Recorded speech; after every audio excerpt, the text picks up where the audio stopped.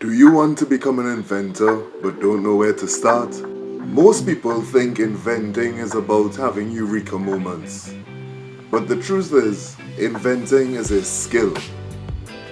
You can actually train your brain to think like an inventor. In this video, I'll show you exercises that boost your brain's epigenetics, literally strengthening the neural pathways that make you better at developing invention ideas. By the end, you'll have a step-by-step framework that real inventors use, from creating ideas to shaping them to making them customer ready. Let's dive in. Section 1. The inventor's brain. First, let's talk about the science. Your brain itself is plastic, meaning it rewires itself based on how you use it. By practicing specific exercises, you can literally trigger changes in your gene expression. This is called epigenetics.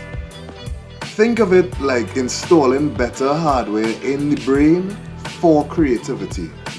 So if you want to master inventing, you don't just wait for ideas. You train your brain for inventing, just like athletes train their muscles. Exercise 1. Analogical Transfer.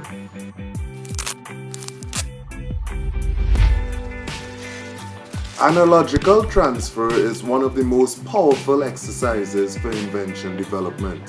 It is the taking of ideas from one domain and applying them for use in another domain. For example, the termite mounds flow air very well, so James Dyson decided to make a vacuum that works with the same technology as the termite mounds. This is analogical transfer in motion. Here's how you do it.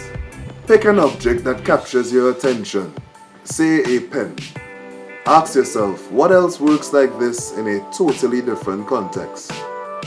Maybe the pen's ink flow is like blood clots in human blood circulation. Or maybe the pen is like a drinking straw, and the ink is like the fluid that passes through. We need to take information from other domains and apply it to new domains. Then you transfer the insights back. So what inventions can work with this new thinking? If a pen was like blood in circulation, how could this affect the dislodging of clots in circulation? How would this make better drinking straws? Could this be the straws for hamsters? This is actually how Velcro was discovered. Someone saw burrs sticking to clothes and was like, what if we make a fastener like this? And it worked. Millions and millions of meters of Velcro have been sold worldwide. Try it with me right now. Pick any object and force yourself to create 3 analogies. That mental stretch is like weightlifting for your inventive brain. Exercise 2 is constraint-driven creativity.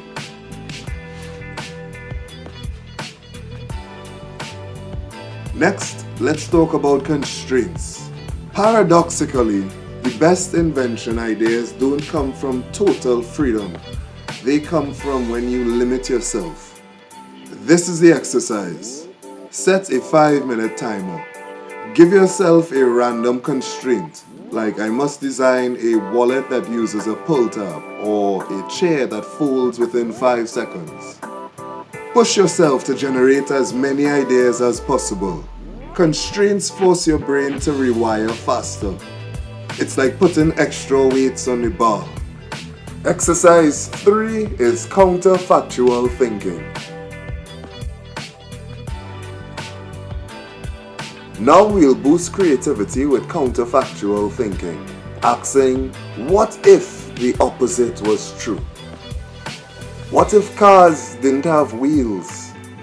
What if phones didn't have screens? What if the sun never shined? By breaking reality and reimagining it, you uncover invention paths that no one else saw.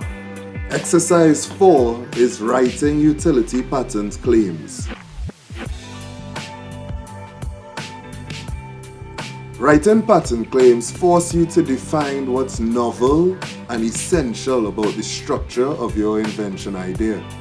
Example, an adjustable pen comprising multiple ink reservoirs, a spring-loaded ejection system for each ink reservoir, a spring reset mechanism for each ejection system, and an ergonomic case for these three parts.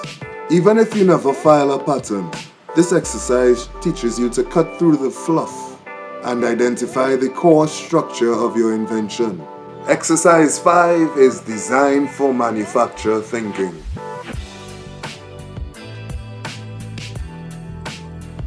Great inventors don't just dream, they invent with manufacturing in mind.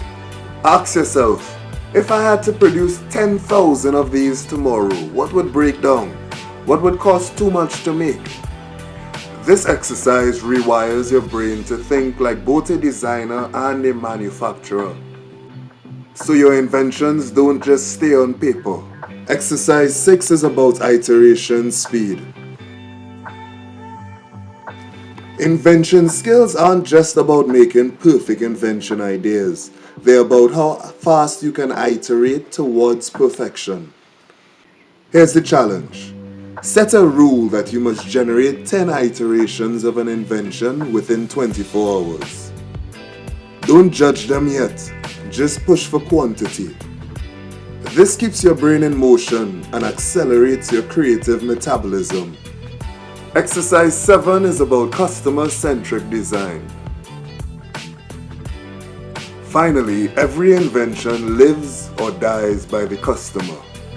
Here's the exercise. Write down your idea. Then write 5 ways it could fail in the hands of your customers. Now design fixes for each of these 5 failures. This transforms your inventions into solutions that people actually want. Because you're training your brain to anticipate real-world friction. So, how do you actually become an inventor? Not by waiting for inspiration, but by training your brain with the right exercises. Here's your toolkit. Analogical Transfer, borrowing ideas from other domains. Constraint-driven creativity, using limits to spark breakthroughs. Counterfactual thinking, asking what if the opposite were true. Writing utility pattern claims, defining the novelty and structure of your idea. Designing for manufacture, making inventions practical at scale. Iteration speed, generating many variations quickly. And customer-centric design, which is evolving your ideas around real people's needs. If you practice these consistently, your brain literally rewires itself for invention mastery. But if you want to go deeper, if you want personal guidance from me, I run coaching classes where I teach normal people to become excellent inventors. I'll walk you step by step through these exercises, help you refine your ideas, and guide you into turning concepts into real market-ready inventions. So if you're serious about mastering inventing, check the link in the description and join my coaching classes today. Because inventing isn't a gift, it's a skill. And with the right training, you can master it too.